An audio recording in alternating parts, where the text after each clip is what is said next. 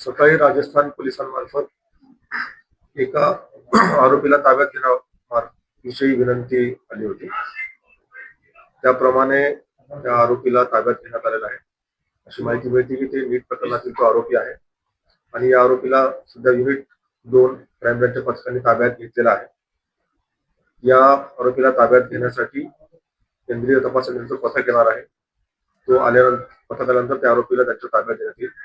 सध्या या प्रकरणात एवढीच माहिती आहे की राजस्थान पोलिसांच्या विनंतीवरून या आरोपीला ताब्यात घेण्यात आलेला आहे आणि जेव्हा त्यांचं पथक येईल त्यानंतर या आरोपीला त्यांच्या ताब्यात देण्यात येणार आहे. आरोपीने त्याचा वेश बदललेला असल्यामुळे, केस कापलेले असल्यामुळे त्याला सुरुवातीला माहिती मिळत नव्हती, परंतु तांत्रिक कौशल्य आणि पोलिसांनी तपास करून युनिट 2 क्राईम पथकाने त्याला ताब्यात घेण्यात आलेला आहे आणि त्यांच्या ताब्यामध्ये आरोपीला घेण्यात येणार आहे. नाशिक आणखी काही कनेक्शन